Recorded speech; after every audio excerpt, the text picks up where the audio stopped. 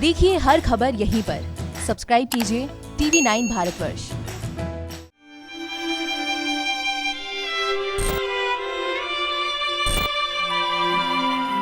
राहत इंदौरी सिर्फ हिंदुस्तान के नहीं बल्कि पूरी दुनिया के चहेते थे। मध्य प्रदेश की राजधानी भोपाल से उनका बेहद लगाव रहा। राहत इंदौरी कई मुशायरों में कहा करते थे कि भोपाल मेरा दूसरा वतन है। पहला इंदौर है और दूसरा भोपाल, जिसको मैं अपना वतन कहता हूँ। दरअसल राहत इंदौरी खुद को कैफ भोपाली का शागिर्द कहते थे। एक वक्त था जब मशहूर शायर कैफ भोपाली भोपाल की पहचान माने जाते थे। राहत इंदौरी ने एक मुशायरे के दौरान ये बताया था कि कैफ भोपाली के जूते उठा उठा कर वो शायरी सीखे हैं। तो जाहिर है कि कैफ भोपाली से उनका लगाव भी किसी से छुपा नहीं था। कैफ भोपाली की बेटी परवीन कैफ आज खुद एक मशहूर शायरा हैं। परवीन कैफ ने राहत इंदौरी से जुड़ी कुछ यादें TV9 भारतवर्ष के साथ साझा की। परवीन कैफ ने बताया कि राहत इंदौरी बेहद मस्त मौला और फक्कड़ इंसान थे। वो किसी कलंदर की तरह थे जिसको किसी चीज की टेंशन नहीं थी। वो जैसे अपने मुशायरों में हुआ करते थे वैसे ही आम लोगों के बीच उनकी शख्सियत दोहरी नहीं थी। परवीन कैफ ने बताया कि राहत इंदौरी कैफ साहब के नाम पर रखे गए किसी मुशायरे को कभी मना नहीं करते थे। एक दिन मुनव्वर राणा और वसीम बरेलवी ने अचानक से एक मुशायरे में आने से इनकार कर दिया। परवीन ने डरते डरते राहत इंदौरी को फोन लगाया और राहत इंदौरी आनन फानन कार लेकर भोपाल आ गए और उस मुशायरे में 4 चांद लगा दी। परवीन बताती हैं कि उन्हें कोई गुमान नहीं था कि वो इतने मशहूर हैं, बल्कि सिर्फ कैफ साहब के नाम पर वो सब काम छोड़कर इंदौर से भोपाल चले आए। परवीन कैफ ने बताया कि जब भी राहत इंदौरी मिलते थे वो कैफ भोपाली की यादें उनके साथ साझा किया करते थे।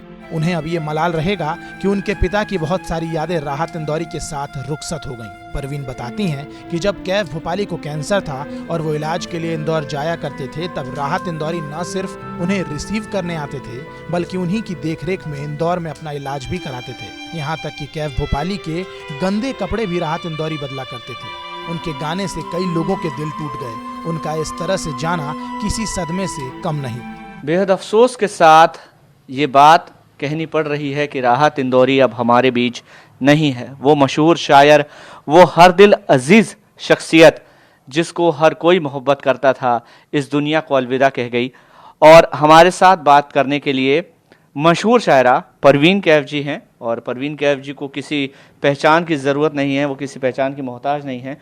परवीन कैफ जी, बहुत दुख भरी खबर है ये सबके लिए। आपने बहुत सारे मंच उनके साथ साझा किए, शेयर किए। आपका क्या अनुभव रहा उनके साथ? मैं तो उनके साथ 5-6 क्या 8-10 मुशायरों में गई हूँ और बहुत मोहब्बत करते थे। जब भी मिलते थे तो पीठ पे हाथ रख के मुझसे मोहब्बत का अपने इजहार करते थे, शफक़त का। और कैफ साहब के हवाले से बहुत मोहब्बत करते थे और ख़ुद मुझसे भी करते थे और उनकी बातें बताया करते थे कैफ साहब की। और ऐसे जैसे वो मशायरों में रहते थे बिल्कुल वही रवैया उनका सबके साथ रहता था। ये नहीं है कि वो मशायरों में कुछ है, क्योंकि दोहरी शख्सियत नहीं थी उनकी।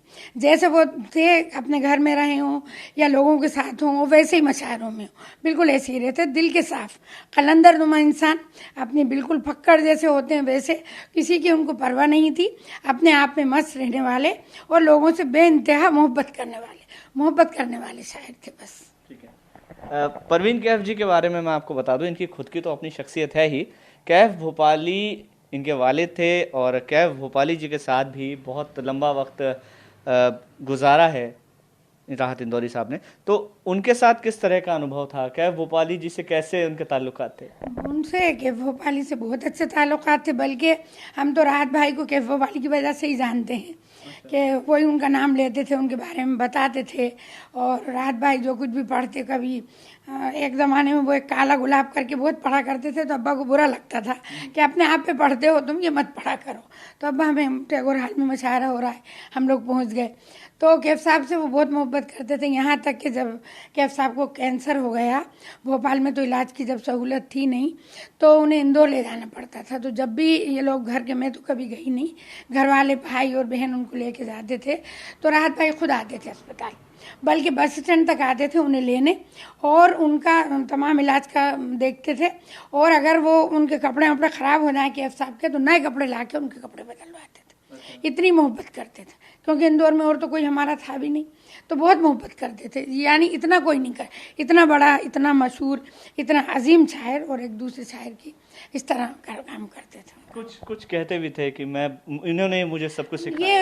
ये अभी मशारा हुआ था भोपाल में याद कैफ का, तो वसीम भाई को बुलाया था, वसीम बरेलवी साहब को, मुनव्वर राना, और उनको बुलाया था एक और शायर को, नवाज देवबंदी को।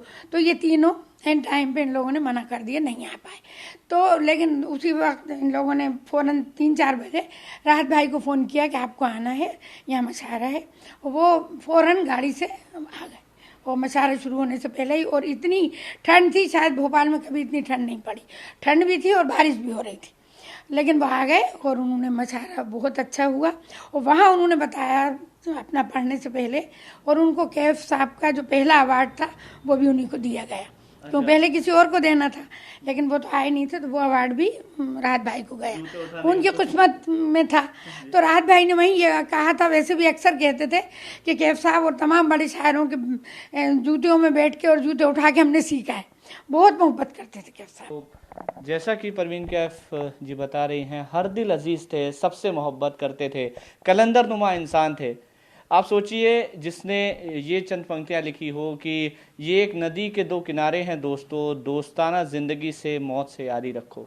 तो इस तरह के अल्फाज कहे उन्होंने, जो कि अमर हो गए, इस कहा जाए कि शायरी की दुनिया में अमर हो गए। और खुद आज राहत इंदौरी की मौत के बाद हर कोई स्तब्ध है। कैमरामैन मुकेश के साथ मखरंद काले, TV9 भारतवर्ष।